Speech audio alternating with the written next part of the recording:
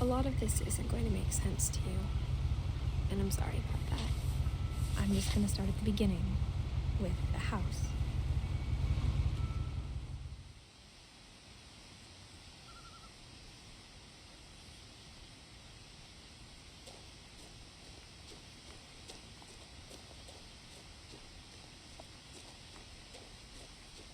I lived here until I was 11, but I wasn't allowed inside half the rooms.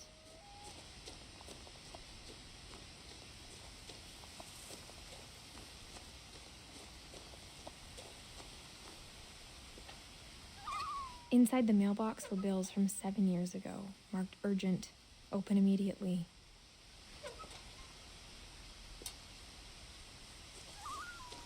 I hadn't been back since my brother Lewis's funeral.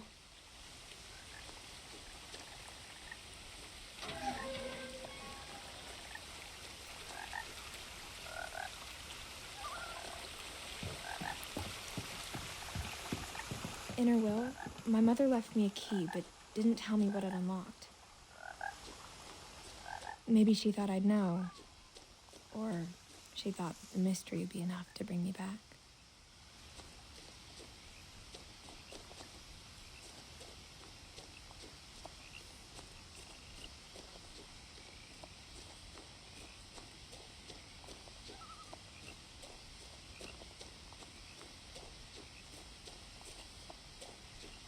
No one had driven this way in a long time, but I saw a few hoof prints.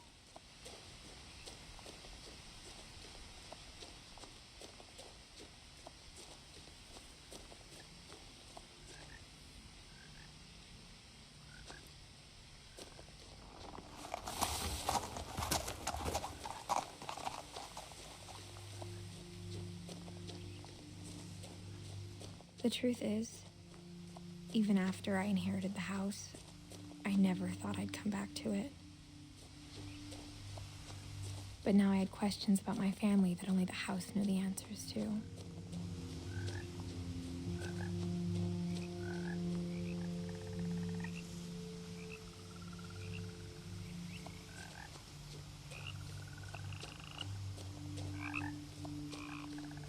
The house was exactly like I remembered it, the way I'd been dreaming about it.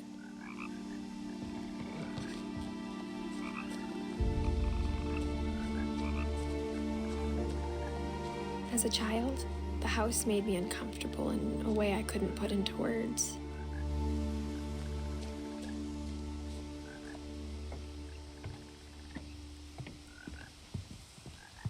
Now, as a 17-year-old, I knew exactly what those words were.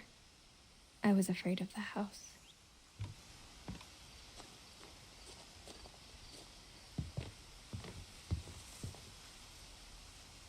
I hoped the key might unlock the front door. It didn't.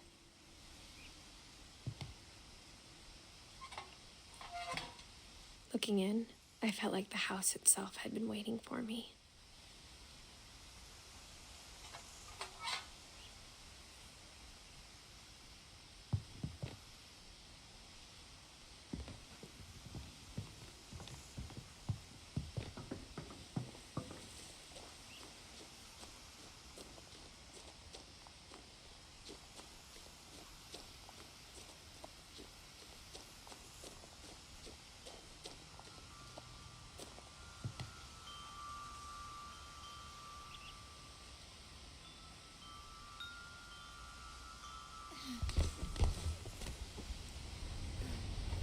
Crawling through the doggy door used to be a lot easier when I was 11.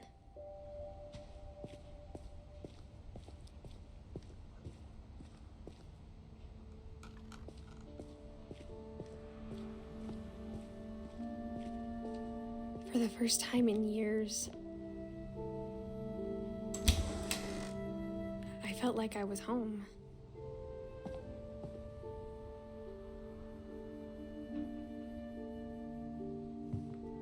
But instead of a family, there were just memories of one. Like how only one restaurant would deliver to our house, so we had Chinese a lot.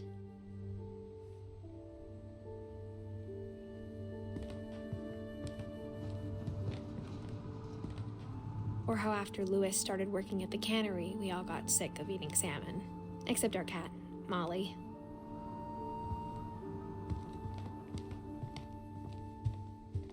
The table was still a wreck from the night we left. It was like a bomb had gone off, killing everyone but sparing the furniture.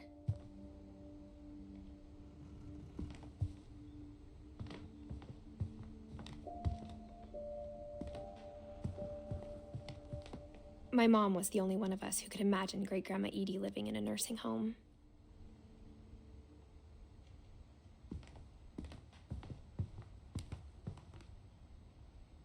Nothing in the house looked abnormal. There was just too much of it, like a smile with too many teeth.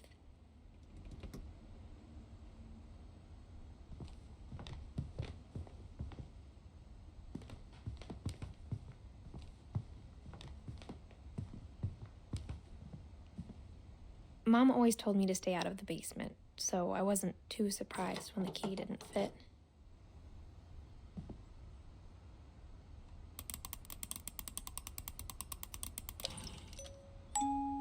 Great-Grandpa Sven built a music box for Barbara, along with the rest of the house.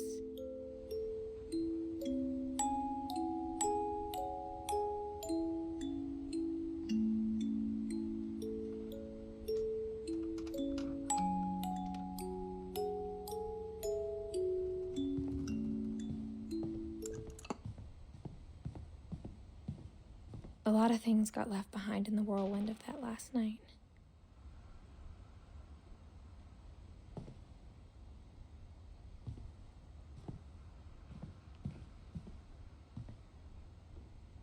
After Milton disappeared, Mom sealed up all the bedrooms.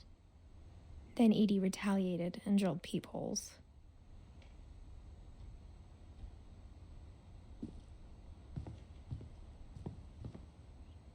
I spent a lot of time playing in Great Uncle Walter's room.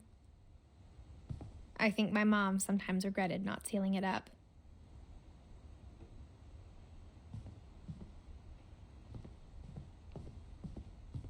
Louis told me there were secret passages, but I never believed him.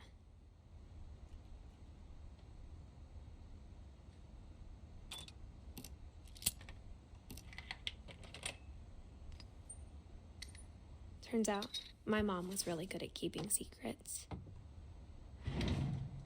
Now it was time to find out what my mom had been afraid of.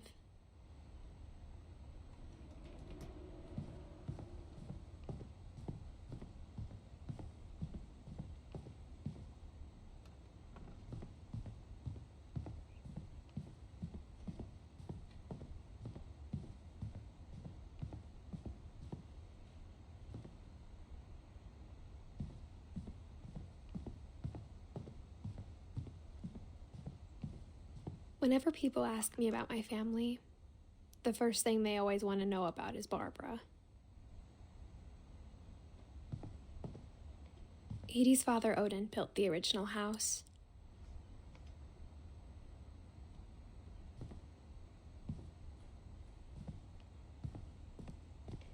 Mom must have locked the third floor stairs on the night we left.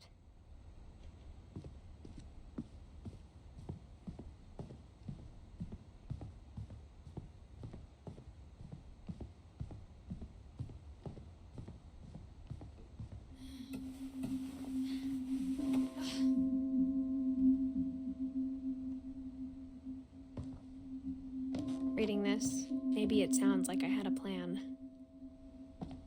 But I had no idea what was behind that door.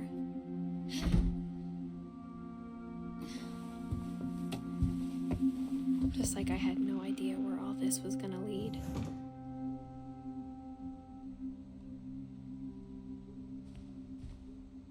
I grew up looking at Molly's room through the peephole. Molly's gerbil had a tiny bedroom with its own even tinier gerbil cage.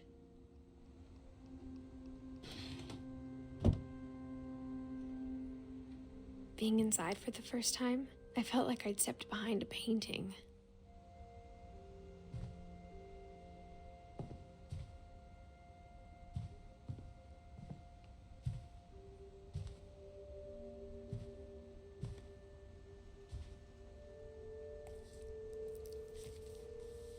December 13th, 1947. Dear Diary, I'll be gone soon, but I wanted to tell somebody about what's gonna happen. It started when Mom sent me to bed without dinner. I woke up and I was starving, so I looked around for something to eat.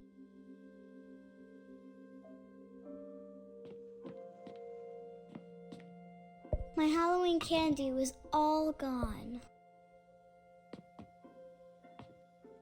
The gerbil food was dry, but I didn't mind it.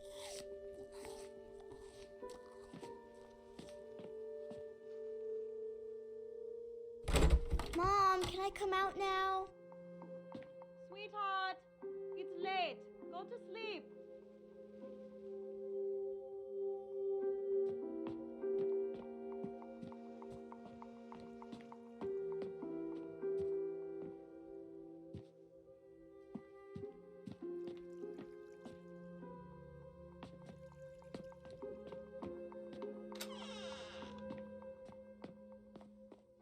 I kept eating and eating.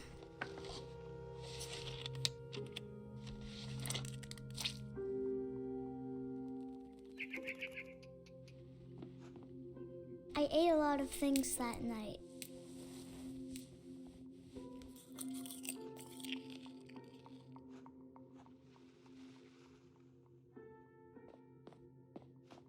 Then I heard chirping outside my window.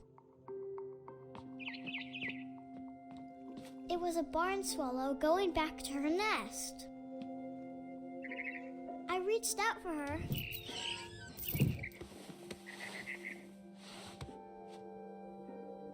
And suddenly, I was a cat.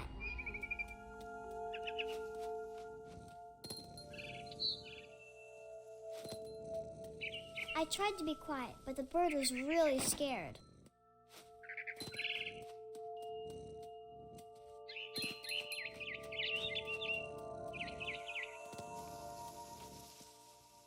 Mom and Dad didn't even look at me.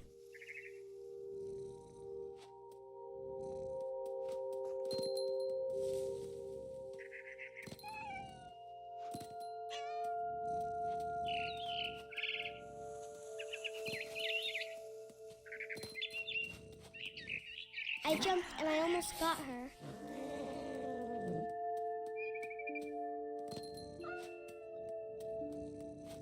I could tell she was getting really tired. Now I was up in the big tree. I promised Dad I wouldn't climb it anymore. All I cared about was eating that mama bird. I gobbled her up. And suddenly, I was an owl. First, all I heard was the wind. Then I heard little teeth nibbling in the grass.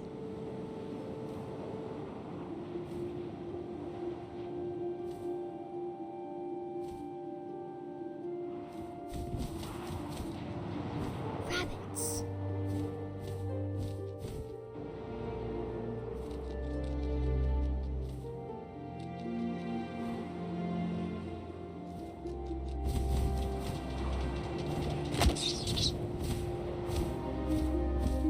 I imagined his face looking up and seeing mine through my talons. I swallowed him up, and I didn't chew one bit. Then I flew off to find something bigger.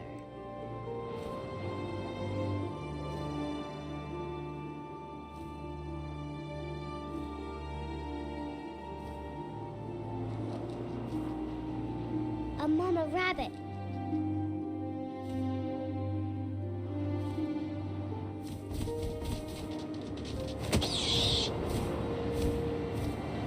She was almost too big to carry. I started choking, but I couldn't stop eating. And suddenly, I was a shark.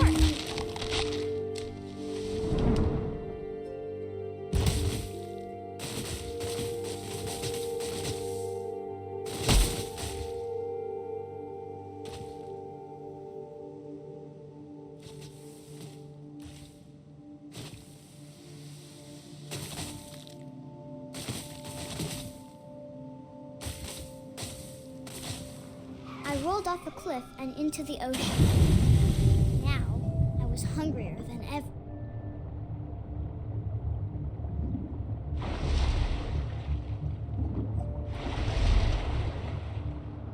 I wanted fat, juicy seals. I tore off her flipper, and it tasted really good.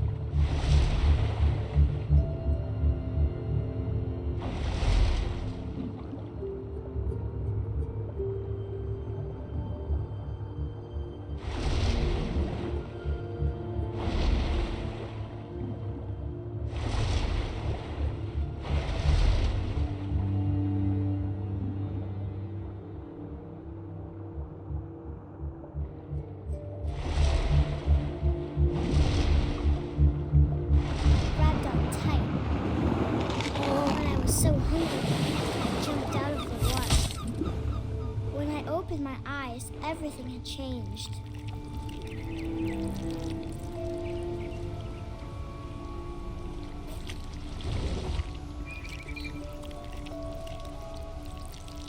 Now I was a monster, and I smelled people everywhere.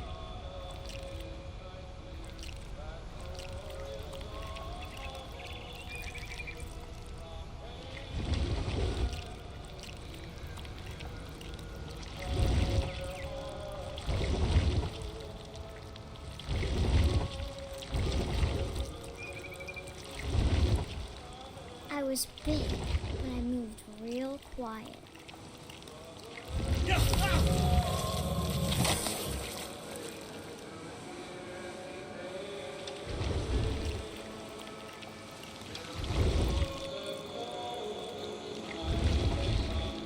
I wanted to stop, but also I didn't.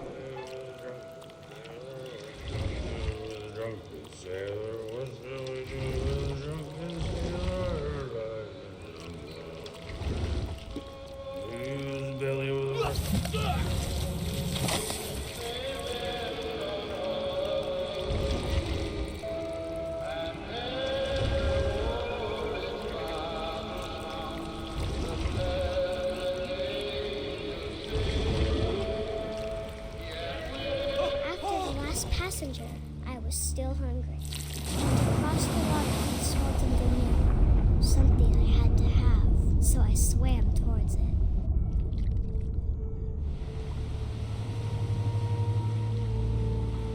I slithered onto the sand, and the good smell went into an old pipe.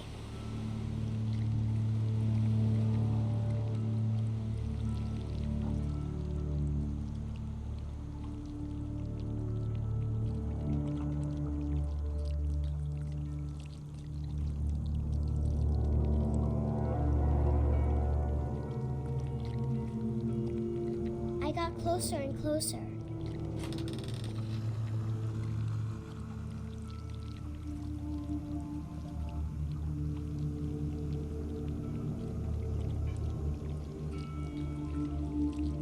All my stomach started growling. And suddenly, I was me again. I held my breath for a long time, but I couldn't hear anything. I think it's waiting for me to fall asleep. But it's not going to wait much longer.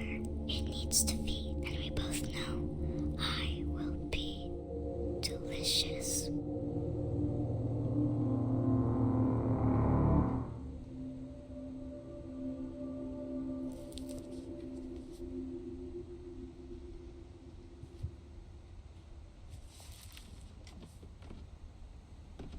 I'm not sure if I believed all of that, but I'm sure Edie would have.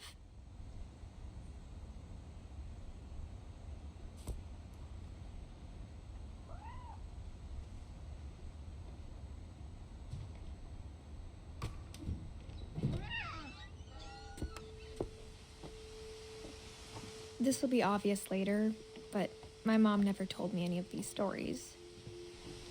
Edie would have, but Mom didn't like bringing up the past. Though, when we adopted a stray kitten, she was the one who named it Molly.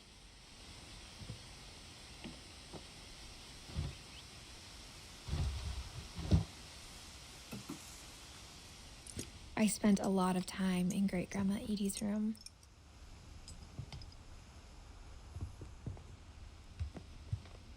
We got along, and it was a good place to hide from my mom. When Edie told people Sven was killed by a dragon, she could also have said he was building a dragon-shaped slide that collapsed. She could have, but she didn't. Even in her 90s, sometimes Edie seemed a lot younger than my mother.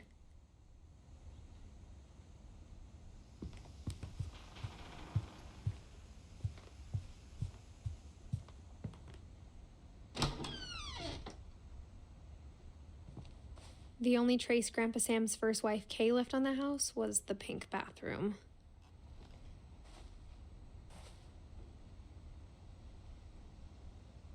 It was a pretty big trace.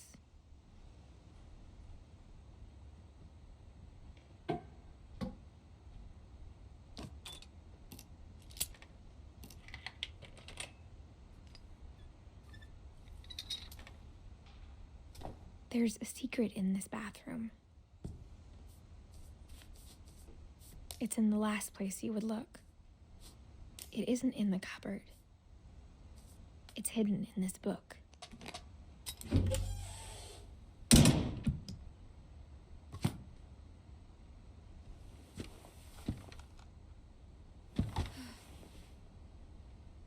Sven gave Sam an old camera he'd refurbished. He never put it down.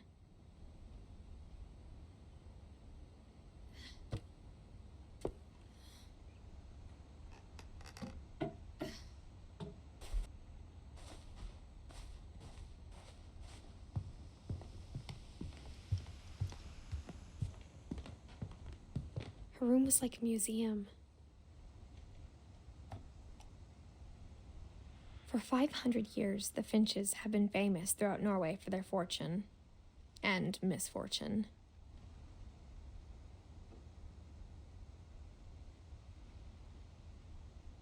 Odin Finch buries the latest victims of the family curse, his wife Ingeborg and their newborn son, Johan.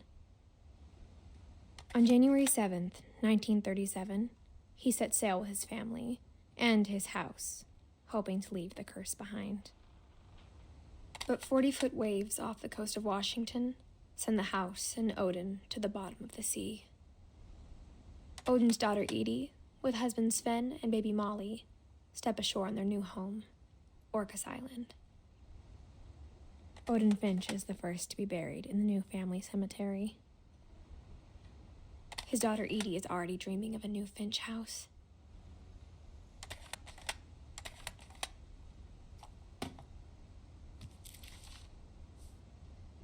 Whatever's wrong with this family, it goes back a long ways.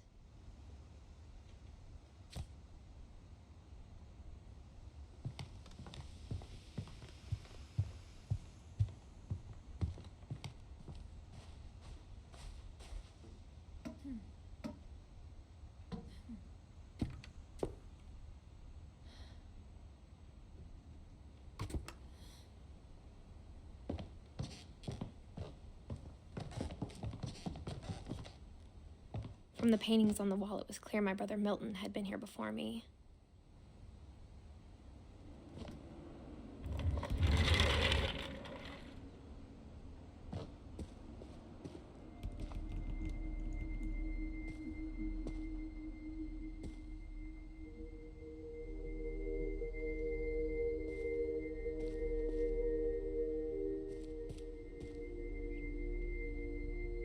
I knew Grandpa Sam had a twin,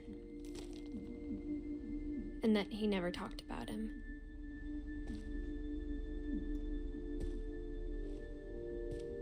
I guess my grandpa didn't like history any more than my mom did.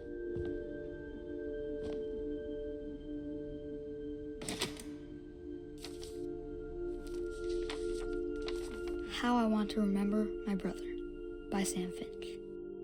The thing I remember is that when he made up his mind, that was it.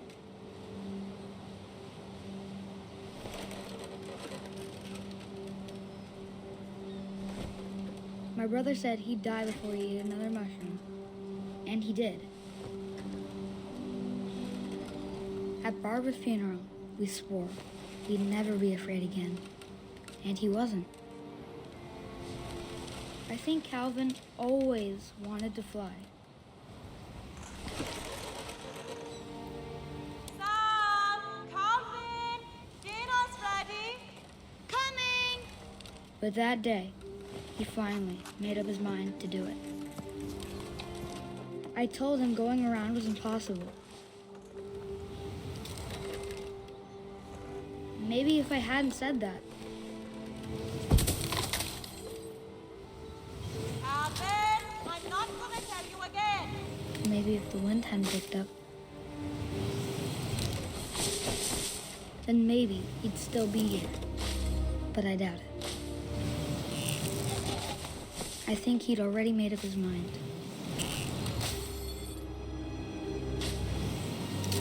That's what I want to remember about my brother.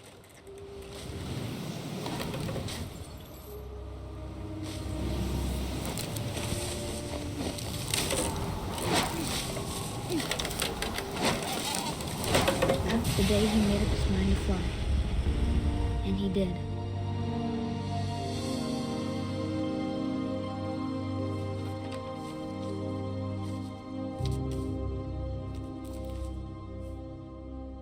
Calvin's story felt strangely familiar. When I was younger, I remember trying to do the exact same thing.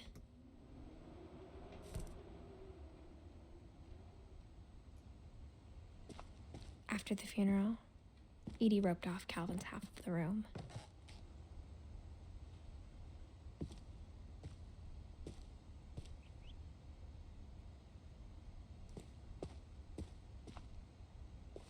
Mom said Grandpa Sam enlisted at 18 and never set foot in the room again.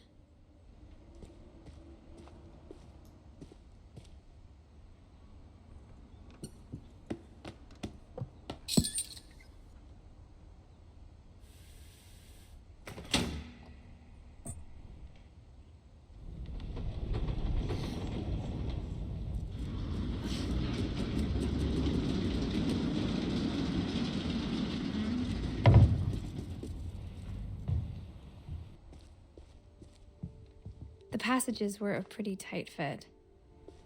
They'd obviously been built for smaller hands and bellies.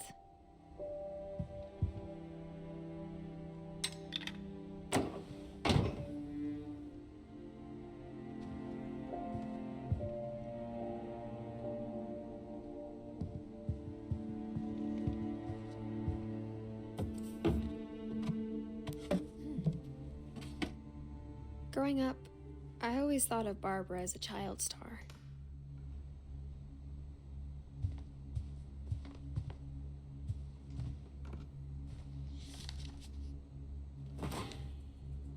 Of all the stories people wrote about Barbara's death, I'm surprised Edie saved this one.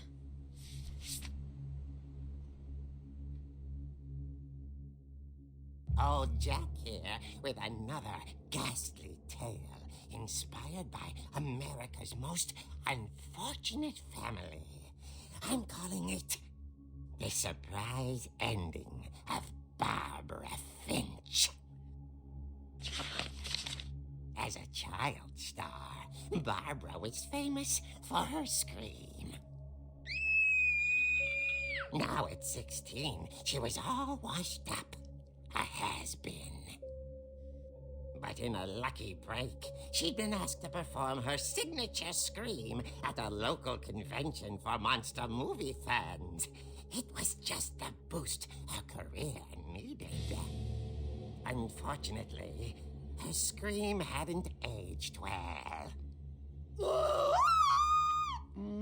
Getting better. I think you just need the right motivation. Her biggest fan and current boyfriend, Rick, was about to demonstrate when... Now that was a great scream. It was Barbara's father, Sven. He'd slipped into a table saw and had to be rushed to the emergency room. So Barbara got stuck babysitting her youngest brother, Walter. Her convention comeback was cancelled. Okay, I'm hearing frustration, but I'm not hearing terror. What if I tried... A gang of hoodlums in Halloween masks have been terrorizing Orcas Island tonight. Police are urging residents to... That came from the basement. You're right! Also, I loved your delivery on that. Why is your basement door locked? Because my dad likes making puzzles and secret passages. There's a key hidden in the music box. The secret is to keep winding and winding until finally the key pops out. Thanks, babe. I'll be back in a sec. 20 minutes later, Rick hadn't returned. So Barbara went to look for him, right on cue. She reached for the music box. And as she wound the key, she listened for Rick, but the house was silent.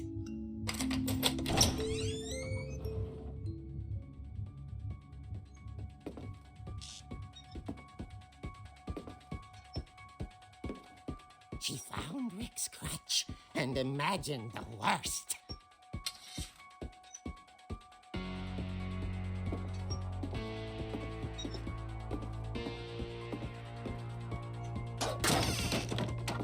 The gang's leader is the infamous Hookman killer, Dr. Carl Hamill, who impaled and then ate his family 10 years ago tonight.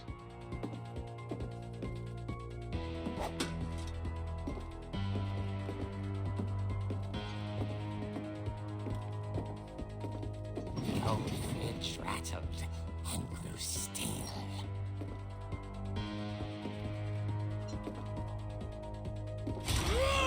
Oh dear! Oh! Rick? Barb, relax. I was just trying to scare you to help you find your scream. Well, I'm not scared, Rick. I'm furious. Then act furious. All I'm getting from you now is that you're hurt and confused and you... She threw him out, but she kept a little something to remember him by.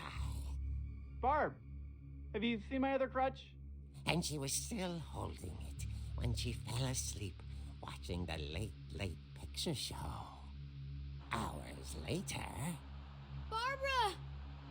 Walter, what's going on up there? Ah!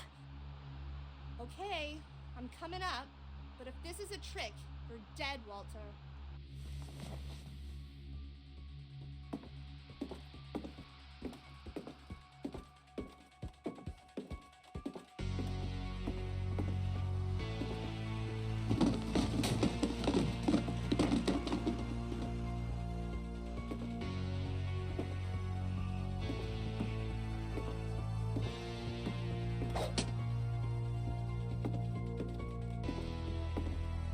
Walter, are you there? Walter had vanished, but his bedside radio was still on. Orcas Island police describe the man as 6 feet tall, with a steel hook for a hand. Residents are urged to lock all doors and windows and notify the police of any suspicious activity. Barbara turned, saw the hook man, and was speechless. He was quite smashing.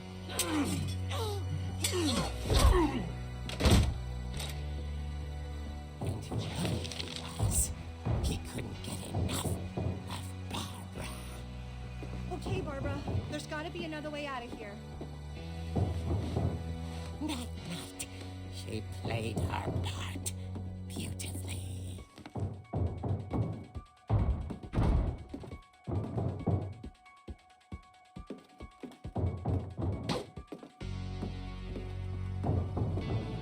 She thought about abandoning Walter, but just couldn't do it. Molly's door hadn't been opened in years. The hinges groaned.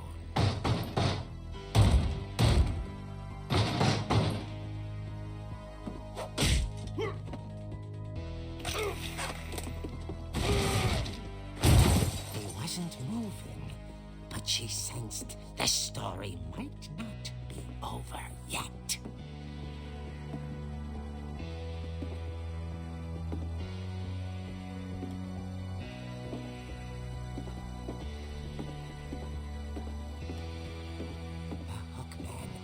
Vanished.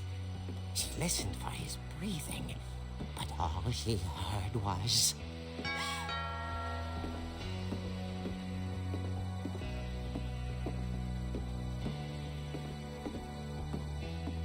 At the door, she heard whispering. It was coming from inside the house.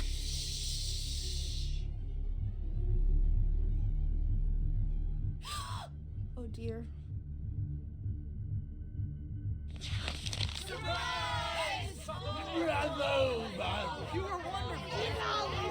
The monsters had come to surprise her. For Barbara, it was a dream come true. Then she saw what kind of monsters they were, and she realized what was about to happen. She was going to be famous. And with her final breath, Barbara Finch gave the performance of her life.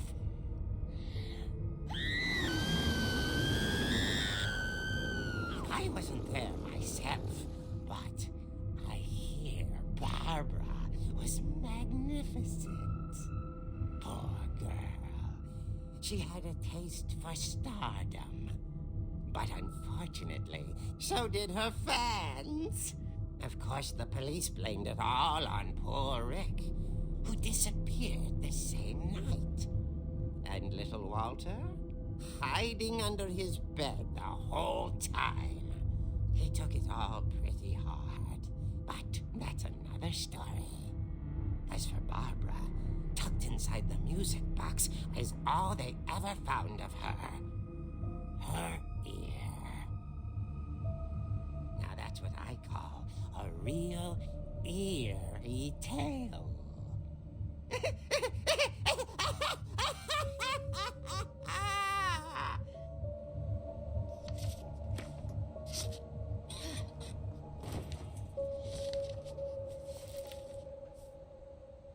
Edie told me all Barbara wanted was to be remembered, as absurd as that comic was. Maybe what Edie saw was a happy ending.